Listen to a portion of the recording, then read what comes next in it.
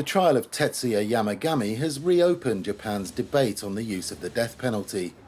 He's accused of assassinating former Prime Minister Shinzo Abe in 2021. Around 100 journalists and members of the public are here to learn his fate. Support for the death penalty is high in Japan. If we were to settle for life imprisonment, the murderer would survive. That would harm Japan's credibility on the international stage. So for me, the death penalty is the right decision. In my opinion, when someone has killed another person, the death penalty must be applied. An hour after the hearing began, Yamagami is sentenced to life in prison.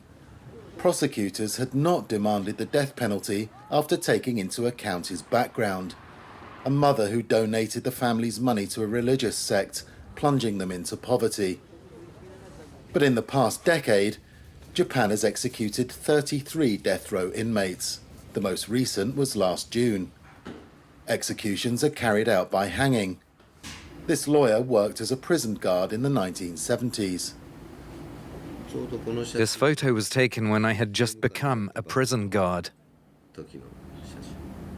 Then aged 24, he was assigned to one of the country's 7 detention centres for death row inmates. 8 months later, he witnessed his first execution. First, they placed the rope around the condemned man's neck.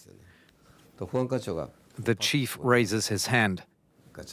Someone pulls the lever. Clack, just like that. The floor drops, like a spring releasing, and the body falls heavily into the trapdoor. 55 years on, Noguchi still remembers how he felt. I was on the verge of collapsing. I was totally pale. The doctor who'd looked at the body said to me, "Your face is bluer than the dead man's." Then I was asked to keep silent, to talk to nobody about it, not even to my wife. Death row inmates are held in individual cells measuring 6 square meters and are under constant camera surveillance. They must remain seated during the day, and at night, the lights are kept on as an anti-suicide measure. Total isolation that can lead to a mental breakdown.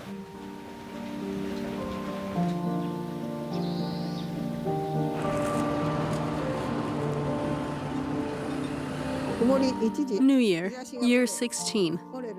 Cloudy skies with some clear spells. This new year is mild, and for us prisoners, our bodies feel a little better. This letter, read by his older sister, was written by Iwao Hakamada. After decades on death row, he became physically and mentally ill, and today can barely communicate.